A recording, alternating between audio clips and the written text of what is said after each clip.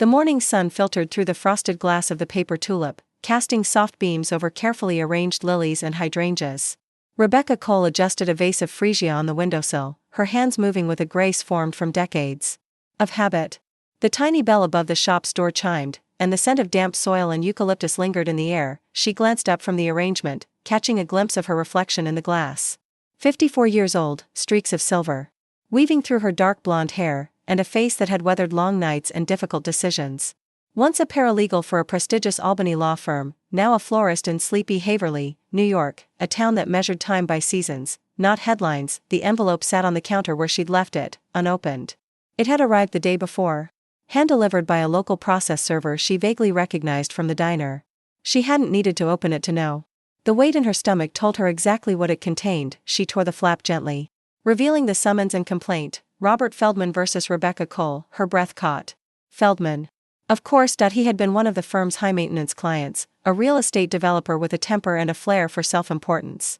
She'd handled paralegal work on his file for 2 years, up until she quit 6 years ago, when she finally grew tired of the firm's questionable ethics. She'd left quietly, no lawsuits, no threats. Just a resignation letter and a decision to start over. Now here he was, alleging gross negligence and breach of duty.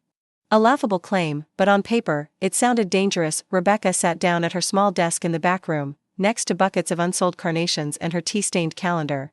She reread the document slowly, making mental notes. The timeline was exaggerated, the damages absurdly inflated, and her name awkwardly inserted into what was clearly a broader attempt to settle a score, with her or with the firm. She wasn't yet sure. Her former employer had clearly disavowed responsibility. She noticed a line in Feldman's brief, acted beyond the scope of her paralegal authority with independent discretion. That meant they were ready to throw her under the bus. She exhaled. Her fingers drummed lightly against the oak desk. She could settle. She could lawyer up, drain her savings, try to make this disappear. But something about the wording, the smug legal phrasing, the implication that she had operated outside her depth, chafed at something inside her. It wasn't just a suit. It was a statement. You don't belong here. She leaned back, her eyes resting on the copy of Ethics and Practice in Civil Litigation perched on a shelf above her desk. It had been a gift years ago. She knew the author well. Everyone in the legal world in this region did. Judge Clarence M. Haller. Second Circuit. Now semi-retired, serving occasionally in regional civil courts. A man who prided himself on intellectual clarity and courtroom control. She respected his work, had even admired some of it. Though she'd never met him in person, she reached for a legal pad and began scribbling notes. Dates, names, procedural errors. The rust hadn't left her hands. She'd read enough trial transcripts to know when someone was bluffing with noise. Hours passed. Customers came and went. She wrapped daisies for a teenager nervously picking out prom flowers, and tulips for an older man who still bought his wife a bouquet every Tuesday. Life kept moving. But Rebecca was elsewhere, moving from statute to precedent to footnote. Silently building a wall of facts between herself and the accusation. That night, in her small home just off Maple Street, she made the decision. She would not hire an attorney. She would represent herself. It wasn't about pride. It was about conviction, and when she walked into that courtroom, she would be ready. She just didn't know yet that the judge presiding over her case, the one who would smirk as she announced her choice, was the very man whose words had taught her the integrity of the law, Judge Haller, and soon, his own teachings would come back to haunt him. The courthouse in Haverly sat at the edge of the historic district, a limestone building with ivy crawling halfway up its facade and benches worn smooth by generations of waiting. Inside, it smelled faintly of dust, old coffee, and paper, a scent that stirred something oddly familiar in Rebecca. Not nostalgia exactly, but something adjacent to it. Like muscle memory, she stepped through the metal detector, her handbag inspected by a disinterested deputy. Dressed in a gray blazer and soft cream blouse, she didn't look like a lawyer, but not quite like a civilian either. A blend. Someone in between. The clerk directed her to courtroom B, where the hearing was scheduled for 10 a.m. Preliminary. Motions and discovery scheduling, a simple procedural conference. But it would be her first impression, and that mattered. Inside, the room buzzed quietly. Dark wood paneling, worn leather chairs. The kind of courtroom that hadn't changed much in 50 years. Feldman's attorney, a man named Stephen Greer, already occupied the plaintiff's table. Younger than she expected, mid-30s maybe, with slicked back hair and a jaw that didn't quite match his confidence. He noticed her immediately. You must be Ms. Cole, he said, rising. I expected your counsel. I am my counsel. Rebecca said plainly. Greer blinked, then laughed once, short and incredulous. You're going pro se? I am. He turned to the bailiff with an amused look. Noted. She sat down at the defense table and began arranging her documents. Legal pad, printouts, statutes highlighted in yellow. Her fingers were steady. At 10:02, the door behind the bench opened, and a court officer announced, "All rise." Honorable Judge Clarence Haller presiding. Rebecca's breath hitched, just for a second. The man who entered looked exactly like the dust jacket photo, graying, sharp-eyed, with that slow, deliberate walk that carried both weariness and authority. He scanned the room, noted the parties, and took his seat. "You may be seated," he said. On the docket, Feldman vs. Cole. Preliminary hearing and motion scheduling. Counsel, please state appearances. Stephen Greer for the plaintiff, Your Honor. There was a beat of silence. Rebecca stood. Rebecca Cole. Representing myself. Judge Haller looked up sharply. His eyebrows rose. Are you an attorney, Ms. Cole? No, Your Honor. Then why, may I ask, are you choosing to represent yourself in a civil matter of this complexity? Rebecca met his gaze. Because I understand the facts of the case. Better than anyone else. And I know how to follow the law. Greer coughed behind his hand. The judge didn't respond immediately. He looked back down at his notes. Very well. You're within your rights. But I will warn you, Ms. Cole, self-representation is rarely advisable. I understand. The hearing moved forward, just procedural items, deadlines for discovery, dates for pretrial motions. Rebecca took careful notes. She noticed the way Judge Haller glanced at her now and then, as if trying to place her. Greer, confident in his suit and smirk, requested an expedited schedule, claiming the emotional toll the case was having on his client. I'll allow it, the judge said. Trial date to be set in 6 weeks. Rebecca didn't flinch. She looked down at her calendar and nodded. As the session ended and Judge Haller stood to exit, he paused. One more thing. He said, eyes settling on her. Ms. Cole, I hope you've done your homework. Court is not a classroom. Rebecca didn't blink. On the contrary, Your Honor. I've been studying your work closely. It was the first time he truly looked at her. Really looked. Then he turned and disappeared behind the door. Outside the courtroom, Greer caught up with her by the marble stairs. You're brave, he said. Or foolish. We'll see. I've been both, she replied. But I prefer the days I'm underestimated. He smirked. This isn't a movie, Ms. Cole. The court runs on evidence, not speeches. Then I'll bring both. He laughed again and walked off, whistling like he'd already won. Rebecca stood still, the courthouse around her suddenly louder, footsteps echoing, voices rising, a baby crying distantly near the clerk's desk. She pulled a small, well-worn paperback from her bag. Ethics and Practice in Civil Litigation. She opened to a bookmarked page, reread a paragraph highlighted in blue, and allowed herself the briefest smile. It would take weeks of work, long nights, and more composure than she'd ever needed. But she had one thing no one in that courtroom expected, a memory like a scalpel, and the patience to wait for the moment when the cut would be clean and deep. The scent of fresh dahlias lingered in the air long after the last customer left. It was after closing time at the Paper Tulip, and Rebecca stood at her workbench, sleeves rolled up, not arranging bouquets but sifting through manila folders. Her flower cooler hummed in the background, a faint counterpoint to the ticking of the wall clock. Depositions were scheduled in 2 days. Greer had requested them aggressively, framing the case as a clear example of overreach and professional misconduct. Rebecca had responded with controlled precision, asserting her right to review discovery first. She knew the pressure he was trying to create, flood her with information, push her into procedural missteps, overwhelm her with the pace. But she wasn't playing catch-up. She was pacing herself like someone who'd read the script before. Opening night, her phone buzzed on the counter. A message from her niece, Emily. You sure you don't want a lawyer? I can help with the cost. Rebecca smiled softly. Emily meant well. She always did. A paralegal herself now, following in her aunt's early footsteps. But Rebecca couldn't accept help, not this time. This wasn't just about money. It was about who she was now. About reclaiming something that had been slowly, quietly stripped from her over the years, her voice in the system she once served. She texted back, "Thank you, sweetheart. I've got this. Call you Sunday?" She returned to the deposition transcripts. From a related case she had unearthed online, one where Feldman had sued a contractor under nearly identical pretenses. She circled phrases, noted patterns in his accusations, the way he exaggerated timelines, the way he inflated losses without documentation. It was a blueprint. Across the room, her old law books formed a patchwork on the shelf. Torts, civil procedure. And of course, Judge Haller's Ethics and Practice in Civil Litigation. She had read it front to back twice since the suit had been filed, not just for content but for insight into the man himself. The way he framed arguments. His cadence. His Judicial pet peeves. Point 1 quote had lingered with her: the law should not favor the eloquent over the diligent. Clarity, not charisma, is the measure of truth. She had underlined it twice. Point 2 days later, the deposition room inside Greer's office in downtown Albany felt cold and sterile. Rebecca sat across from Feldman, who looked more bloated than she remembered, jowls sagging slightly, an expensive watch peeking from beneath a tailored cuff. Greer sat beside him, calm and condescending. The court reporter, a young woman with a quick, efficient air, adjusted her headset and gave the signal. Mr. Feldman, Rebecca began, voice steady, you stated in your complaint that I provided legal advice outside my role as a paralegal. Could you specify the exact nature of that advice? Greer started to interrupt, but Feldman jumped in confidently. You told me to delay filing the zoning appeal. That it would buy us leverage. Rebecca didn't react.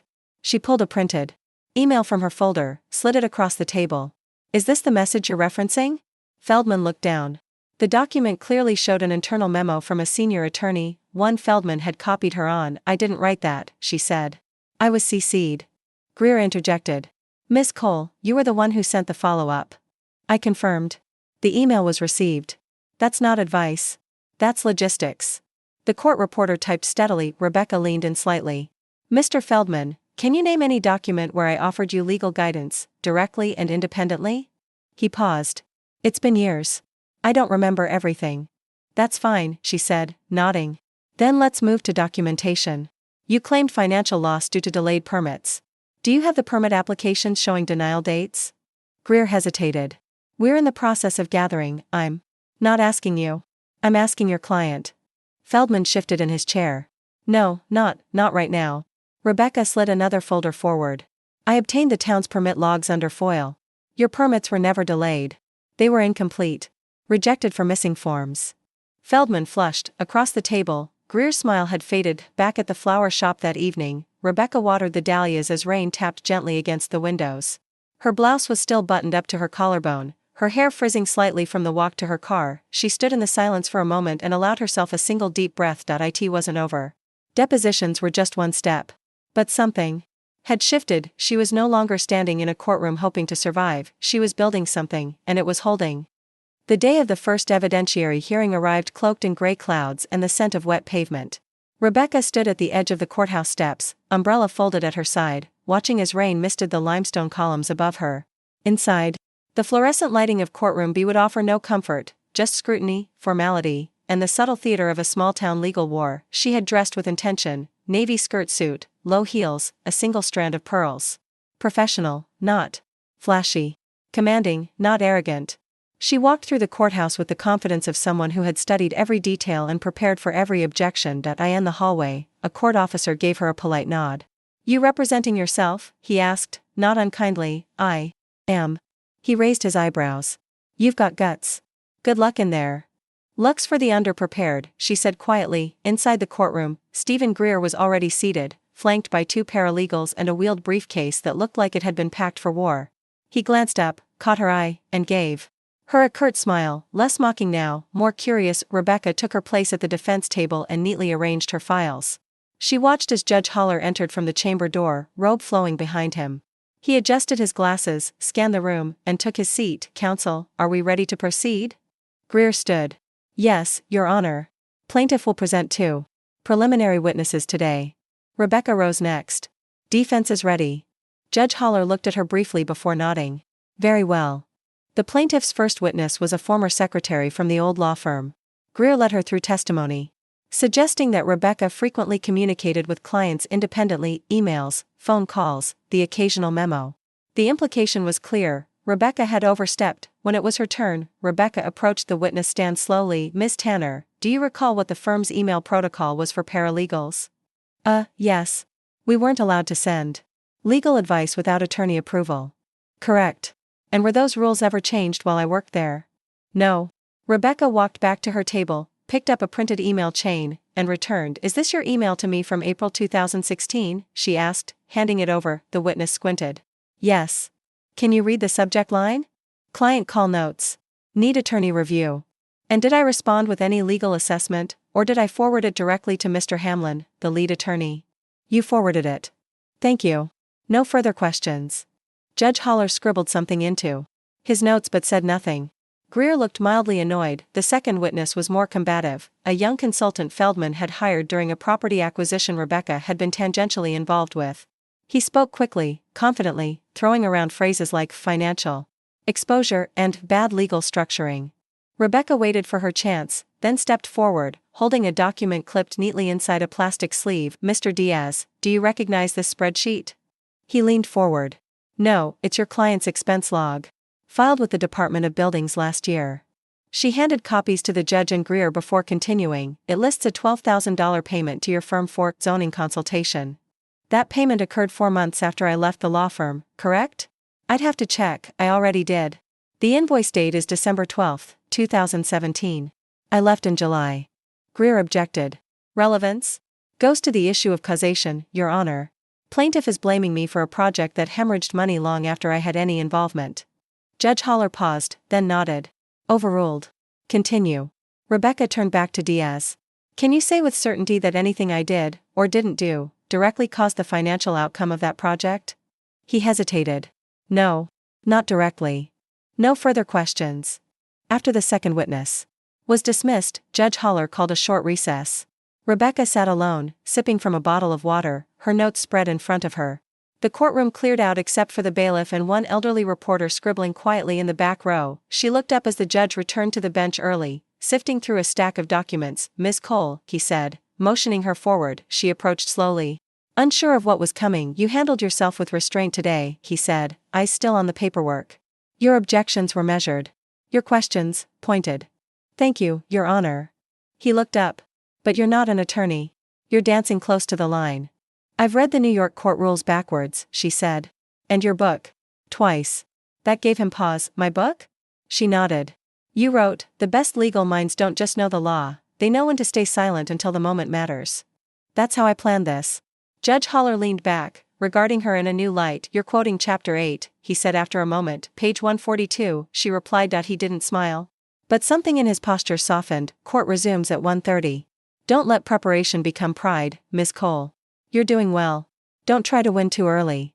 Rebecca returned to her table, heart thudding. She hadn't won anything yet, but for the first time, the judge wasn't smirking. He was listening. The following week brought a kind of stillness that masked the undercurrents of tension. Haverly's Main Street, with its antique storefronts and American flags fluttering in the July breeze, gave no hint that one of its residents was embroiled in a legal battle that might have ruined someone else. But Rebecca knew the truth rarely shouted, it whispered beneath the surface, waiting to be heard. Inside the paper tulip, her hands worked as if on autopilot, wrapping twine around mason jars filled with wildflowers for a local wedding, checking off deliveries on a clipboard. But her mind was elsewhere. Depositions were behind her. Preliminary witnesses, too. Next came document authentication and evidence admissibility, tedious, detail-driven, and easy to get wrong if you didn't know the rhythm of a courtroom. She reviewed every line item again, emails, zoning files, FOIL requests, even hand-scribbled notes from old firm memos she had kept out of instinct, not strategy. At noon. She closed early and headed to Albany Supreme Court Records Office to request a certified copy of a deposition transcript from a different Feldman case. The clerk, a stooped woman with ink-stained fingers, squinted at her over the counter. "You representing yourself?" Rebecca nodded. The clerk gave her a long look, neither approval nor disapproval, just curiosity. "People usually don't come in here unless they're drowning." Rebecca smiled politely. "I'm swimming just fine." That night, rain returned, thick, summer rain that rattled gutters and pooled at curbs. Rebecca sat at her kitchen table, surrounded by file folders and open books. A single desk lamp illuminated her handwritten notes, and a pot of chamomile tea cooled beside her elbow. She picked up one of the memos from 2017, a carbon copy from her last months at the law firm. The memo wasn't addressed to her, but she had been CC'd, barely. It detailed instructions from a partner to delay filing certain zoning documents to pressure the city council. It was unethical. She remembered raising concerns at the time, then watching them disappear into polite smiles and silence. That was the week she resigned. Now, Feldman was blaming her for the fallout of that strategy, one she neither created nor endorsed. She flipped to a section of Judge Haller's book she had dog-eared repeatedly. When the record reflects a pattern of strategy designed to mislead regulatory bodies, no practitioner, attorney or otherwise, may feign ignorance and assign blame elsewhere. She read it 3 times. That quote mattered. Not just because it was technically damning, but because it echoed Feldman's behavior. And she could use it, if she tied it correctly into cross-examination. The rain deepened. Outside, car headlights flashed across the wet street. Inside, she reached for a yellow legal pad and began sketching a trial outline. Not just questions. A structure. A rhythm. What came first, what followed, how each answer might be used to support the next moment. Like placing stepping stones across a river. 2 days later, during an evidentiary review hearing, Rebecca entered courtroom B again. Judge Haller was already seated, thumbing through a binder of case files. Greer had a new air of wariness about him, not shaken, but no longer smug. They debated a FOIL-acquired permit log that Rebecca had requested be entered into evidence. Greer objected on procedural grounds, arguing improper certification. I have an affidavit from the city clerk, notarized, attesting to authenticity, Rebecca said, handing copies to the judge and the plaintiff. Greer leaned toward the bench. Your Honor, opposing party failed to provide that affidavit within the discovery window. Rebecca didn't flinch. The certification was issued after your firm delayed the FOIL release by contesting its relevance. Judge Haller glanced. Between them. Is the affidavit time-stamped? Rebecca slid it forward. Yes, Your Honor. Dated 3 days after plaintiff's objection was filed. Greer opened his mouth to protest again, but the judge held up a hand. Admitted, he said. Counselor, turning to Rebecca, you're threading a needle. Just be sure your stitches hold. She nodded once. Yes, Your Honor. Outside the courtroom, Rebecca stepped into the marble hallway, phone buzzing softly in her purse. A voicemail from Emily. Hey, just checking in. Uncle Todd said he saw you in court again and that you look like you belong there. Proud of you. Really. Call me if you need anything, seriously. Rebecca closed her eyes and leaned against the wall for a moment. She wasn't tired, exactly. Just aware of how much weight she was carrying. Of how far she'd walked already. A younger version of herself would have collapsed by now, second-guessed every step. But this version? The one who spent her evenings between petals and pleadings, and her mornings standing alone before a skeptical judge, she wasn't going anywhere. The courtroom was emptier than usual that morning. A rainstorm had rolled through overnight, and the streets of Albany were still slick with puddles and fallen leaves. Inside courtroom B, Rebecca sat alone at the defense table, hands folded on a neatly stacked pile of documents. She'd arrived early, again. Not out of nervousness, but strategy. The silence before a hearing calmed her. Gave her space to visualize every move. Today's witness was a wild card, Thomas Hamlin, former senior partner at the law firm where Rebecca had worked. He'd agreed to testify under subpoena.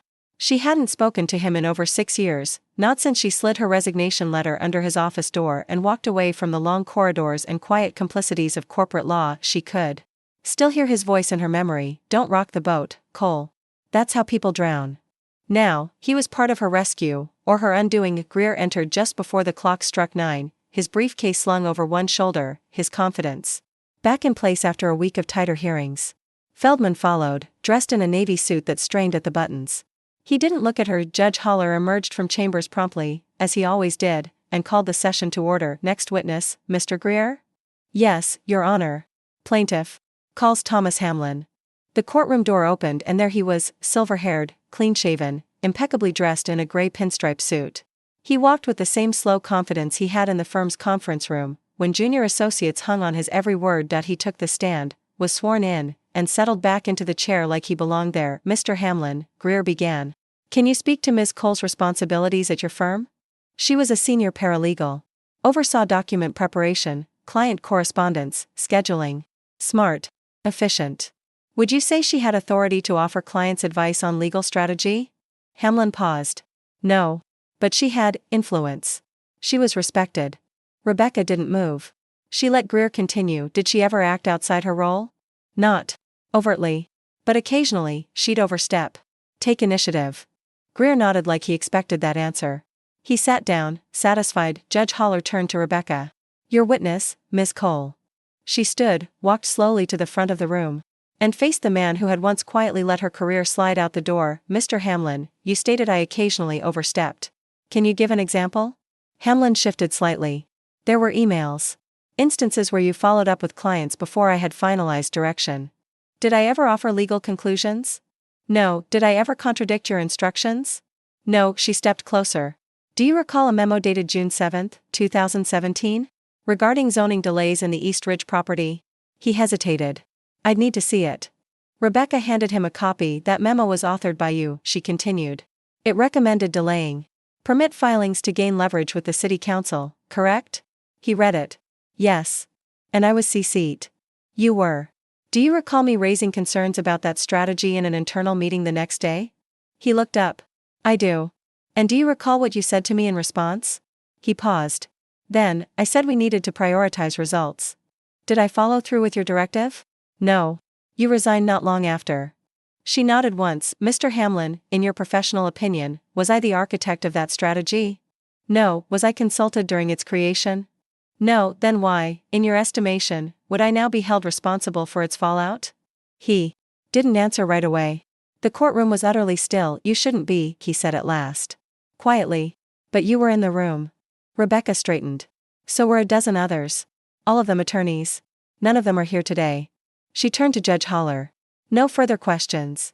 During recess, Rebecca stood in the narrow hallway outside the courtroom, watching rain beat on the windows. The echo of her footsteps against the tile floor was the only sound. She felt hollow, but steady. Like a tree standing after a storm. She'd faced down one of the most influential figures in her old life. And he'd blinked. Behind her, Judge Haller stepped out of chambers and approached the water fountain. He caught her eye. You handled Hamlin well, he said. Rebecca gave a small nod. I lived in his shadow for a decade. It was time to bring light. He studied her for a moment. You're not just fighting this case. You're excavating something. Truth isn't buried. It's ignored, she replied. I'm just brushing the dust off. He almost smiled, then stopped himself. I meant what I said about pride, he said. Don't let it blind you. You're close. Rebecca met his gaze. I'm not after a win, Judge. I'm after clarity. And that's harder to argue with. He gave a short nod and turned back toward chambers. Back at the flower shop that evening, Rebecca opened her ledger and stared at the week's orders. Roses for an anniversary. Lavender wreaths for a memorial.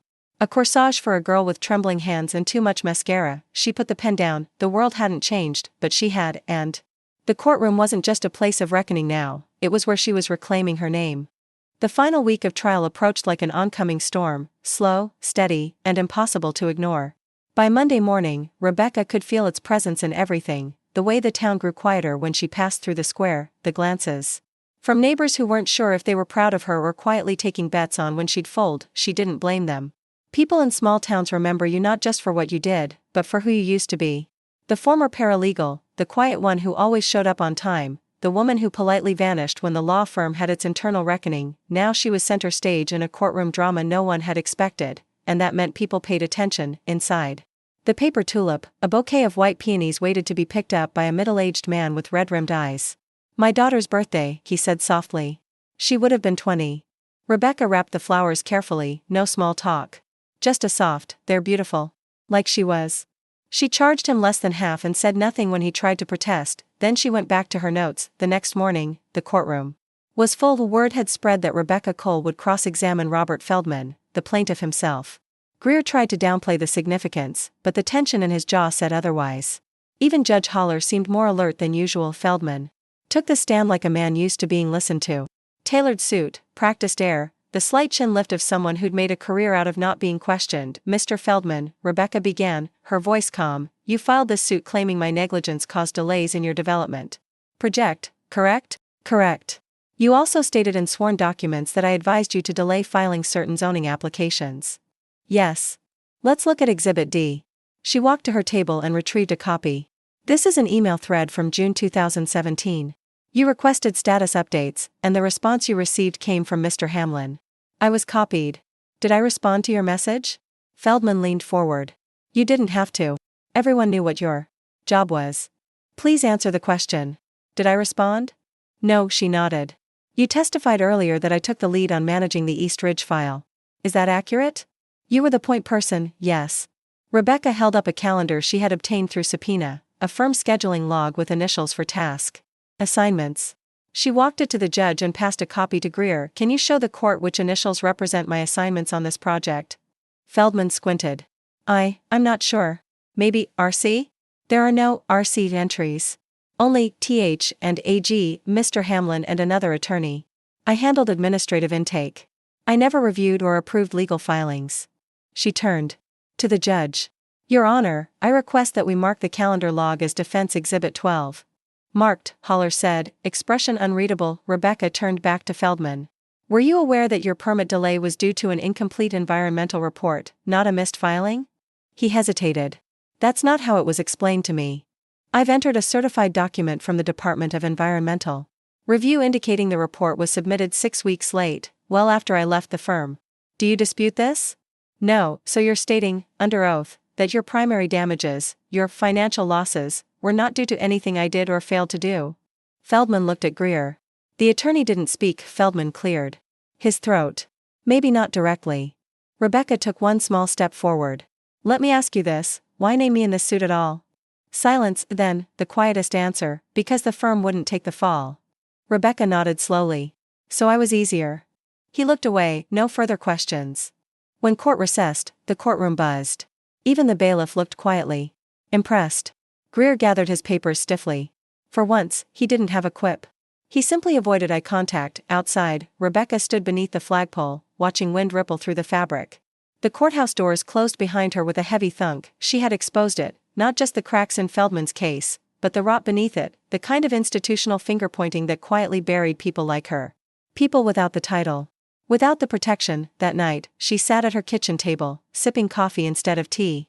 Her hands trembled a little, not from fear, but from the release of tension she didn't know she was carrying. Her phone buzzed. A voicemail. Emily again. Becca. I just read the coverage online. You were incredible today.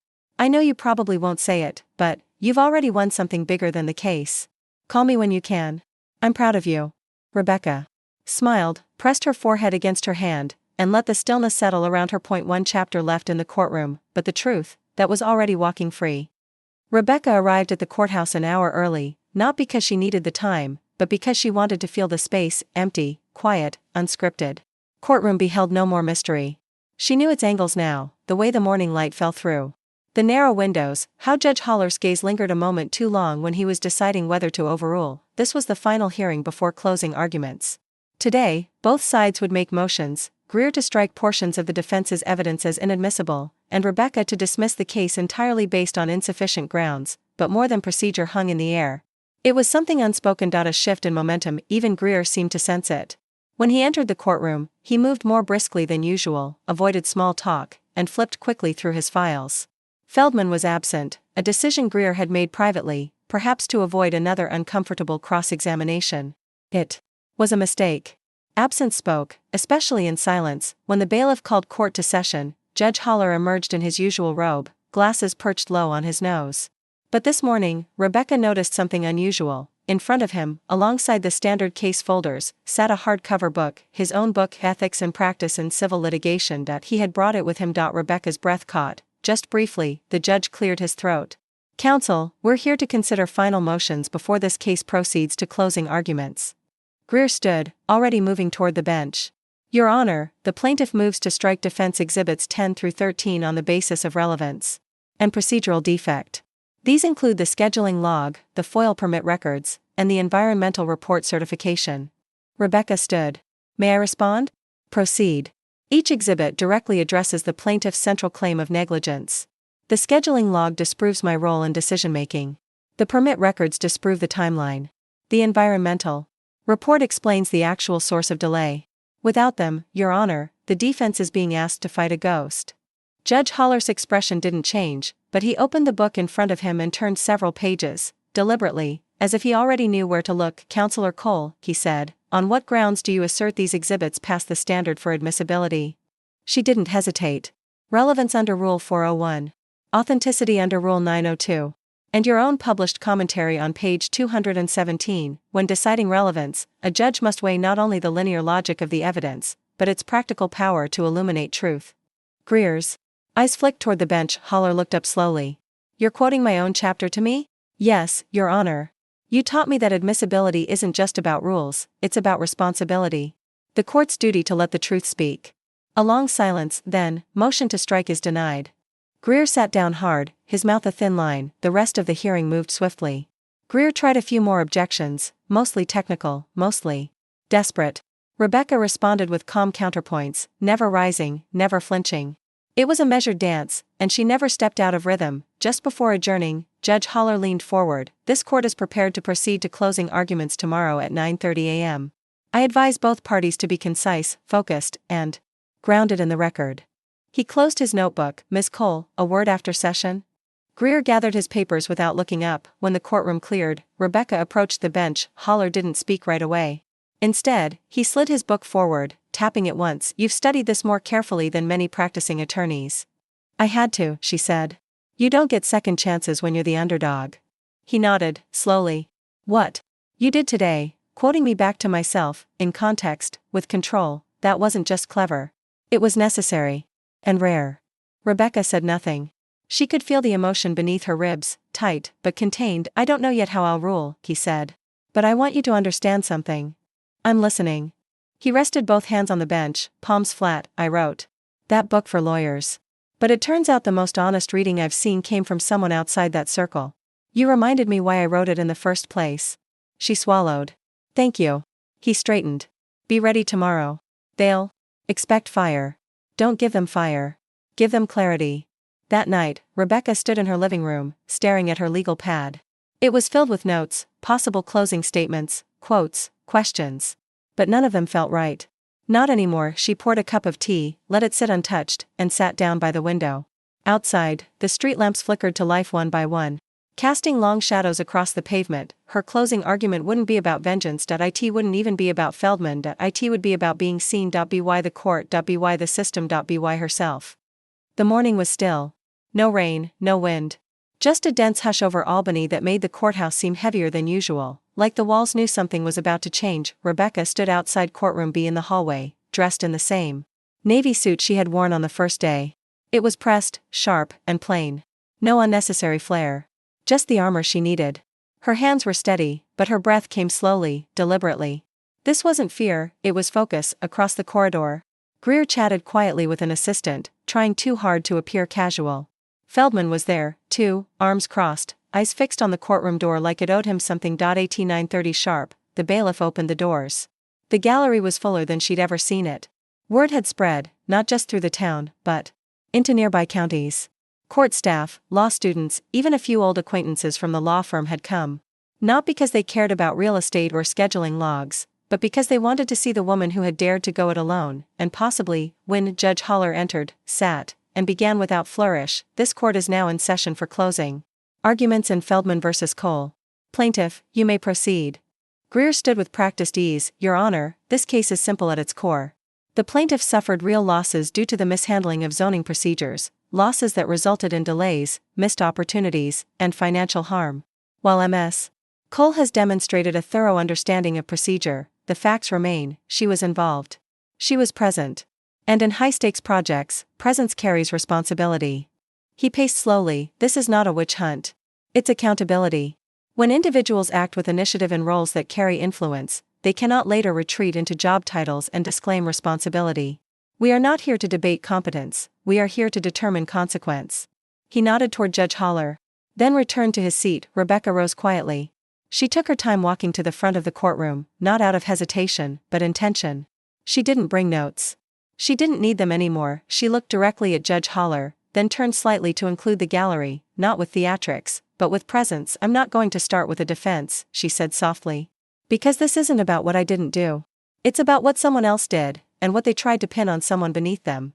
She let that settle for a moment. For 2 years, I worked on Mr. Feldman's file under strict oversight. I didn't draft legal strategy. I didn't issue instructions. I communicated, I organized, I ensured compliance with direction I didn't create. And when I saw a strategy forming that I couldn't ethically stand behind, I left. Her voice didn't waver. I didn't walk away from the job because I was scared. I walked away because staying would have meant becoming what this case falsely accuses me of, complicit. She took a single step forward. This suit was never about justice. It was about blame.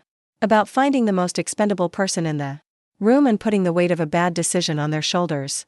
It could have been any junior staffer, any paralegal, but it happened to be me. Rebecca turned toward the bench. Your Honor, you wrote something once. On page 191 of your book.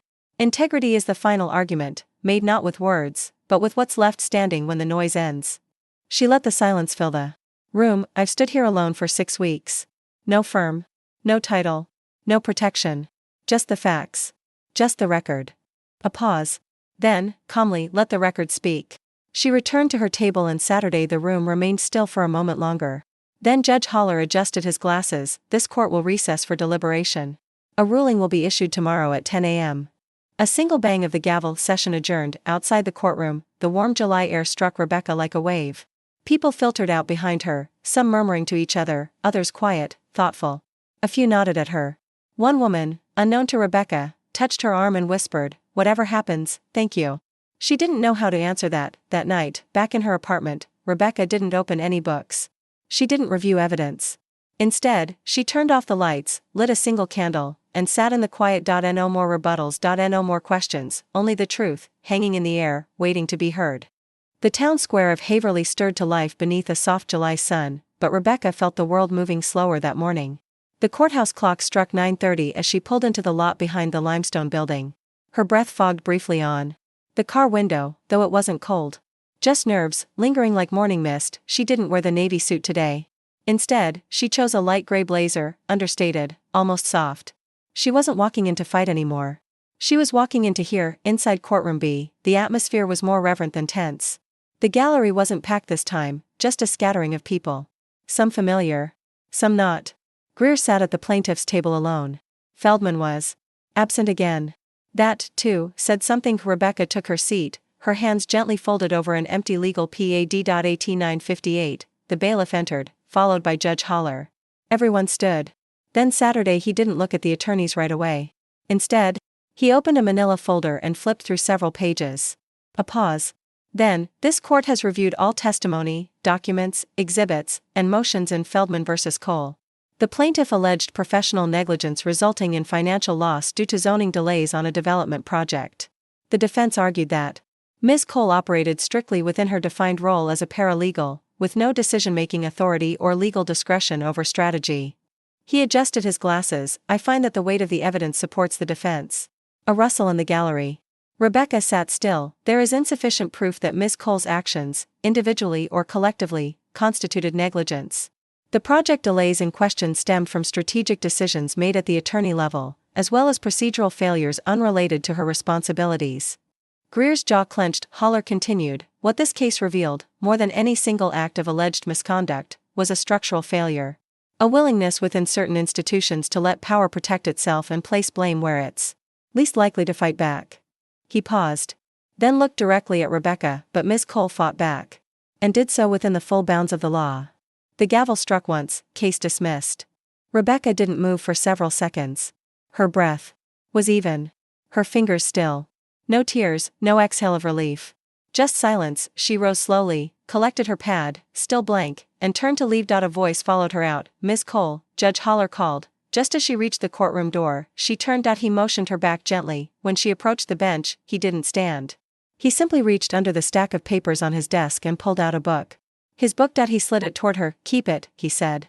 "You've earned more than a citation." She hesitated. Then accepted it with both hands. Inside the front cover, in small handwriting, he'd written, "To Rebecca Cole, for teaching the court what the law can look like when truth stands alone." She looked up. Their eyes met. "I hope," he added softly, "you find your way back to it." The law. She didn't answer right away. But the answer was already forming. Outside, the sun broke fully through the clouds. Rebecca stepped into its warmth, blinking slightly. Her phone buzzed, texts from Emily, from friends, even from a reporter, but she didn't answer them yet. She walked slowly down the courthouse steps and into the square, where people passed by, not knowing, or maybe knowing exactly, what had just happened. She stopped in front of the small cafe that used to serve as an informal courtroom for public opinion. Two women sat by the window, watching her through the glass. One lifted her coffee cup in salute. Rebecca smiled, and for the first time in years, it wasn't guarded. The following days arrived quietly, like dusk creeping in before you notice the sun has set. No parades, no headlines, just life resuming, cell by cell. At the paper tulip, Rebecca trimmed stems beneath the humming fluorescent lights, slipping back into the rhythm of work, hands in water, petals spread like pages left open. The phone rang more often now, though not always for orders. On Tuesday morning, it was a voicemail from a local podcast producer. "Hi, Ms. Cole. I cover small town cases with big implications. I think people would really connect with your story. Would you be open to a conversation?" She didn't delete it. But she didn't call back either. That afternoon, a woman in her early 30s entered the shop. She wore a courthouse ID badge clipped to her satchel. "You don't know me," she said shyly. "I was in the courtroom, interning for the clerk. I just wanted to say, watching you changed how I think about this job." About who's actually powerful. Rebecca smiled. We all are. We just don't all get a microphone. The woman bought a single sunflower. Paid in cash.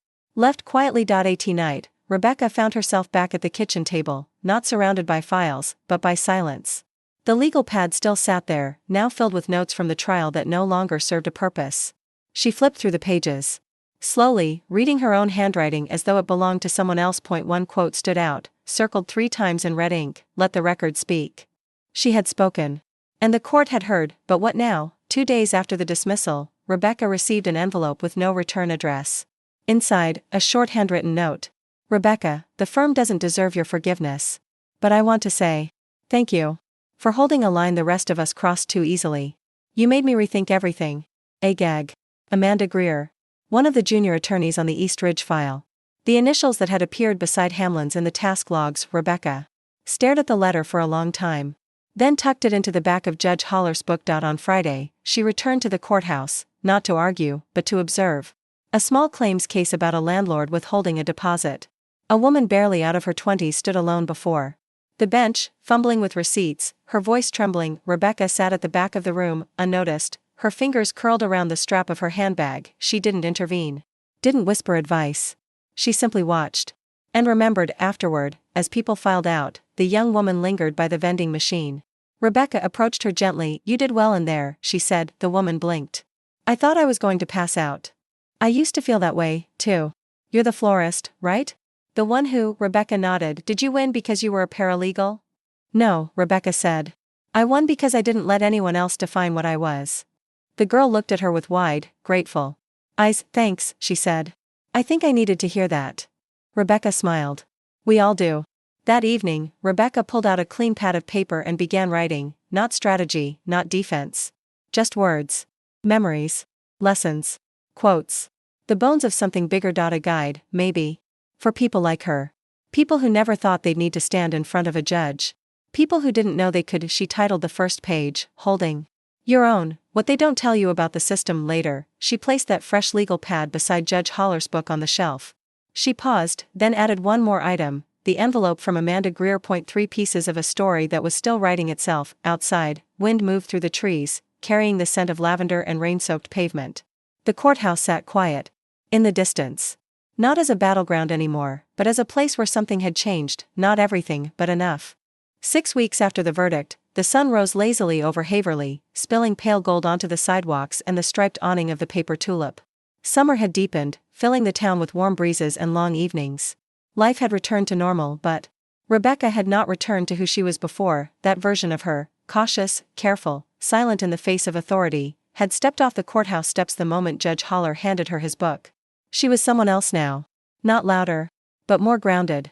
Less apologetic for being exactly as capable as she always had been. It wasn't victory that changed her. It was the act of standing. On a Thursday afternoon, a plain envelope arrived at the shop, addressed in tight cursive.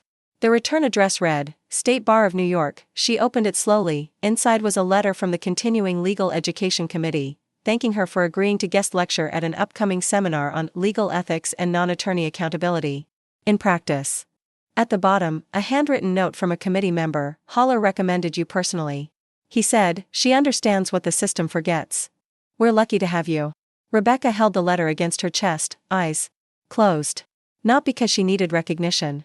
But because, finally, someone wasn't just listening, they were inviting her in. Later that week, she met Emily at a diner off Route 22. The place had vinyl booths and a dessert case that hadn't changed since the 90s. Over coffee and pie, Emily leaned forward. Becca, you realize people are still talking about the trial, right? You're a legend. Rebecca smirked. Small-town legend status isn't exactly hard to come by. I think a guy became one for growing the largest zucchini last year. Emily laughed, but her eyes stayed serious. You changed things. Not just the case. The tone. People are reconsidering what power looks like. Rebecca stirred her coffee. I didn't do it to change anything, she said. I did it because I couldn't sit in silence anymore. Emily reached across the table and squeezed her hand. That's exactly why it changed something. That weekend, Rebecca stood behind the counter of the flower shop arranging hydrangeas. When a middle-aged woman walked in. She wore plain slacks, a state worker badge on her lanyard, and the exhausted expression of someone who hadn't taken a full breath in weeks. "You're Rebecca," the woman said, half question, half statement. "I am." The woman hesitated. "I've got a hearing next week." "Custody." "My ex's, he's got a lawyer." "I don't. I've never even been in a courtroom." Rebecca listened carefully. Then walked around the counter, picked up a pen, and scribbled something onto a small card. "Here," she said, handing it over. "This is my number. I can't give legal advice. But I can tell you what the room looks like. What to expect. How to stand up straight, even when your hands are shaking." The woman took the card like it was something sacred. "Thank you. I just didn't know who else to ask." "You asked the right person," Rebecca said, and meant it. That night, at home, she stood before the mirror in her hallway. The reflection was familiar, but something beneath it had changed. Her posture, her stillness, her eyes. She thought back to that first hearing, the smirk from Greer, the doubt from Judge Haller, the silence she swallowed because she wasn't sure anyone would listen. And now? Now she was the one people came to for clarity. She walked to her bookshelf and opened the legal pad where she had begun her guide. On the last page, she wrote a final sentence. "The law may not always protect you. But knowing it? That's how you protect yourself." She closed the pad, set it next to the book that had once tried to define the rules, and smiled, not because she had won, but because she had spoken, and the world, finally, had listened.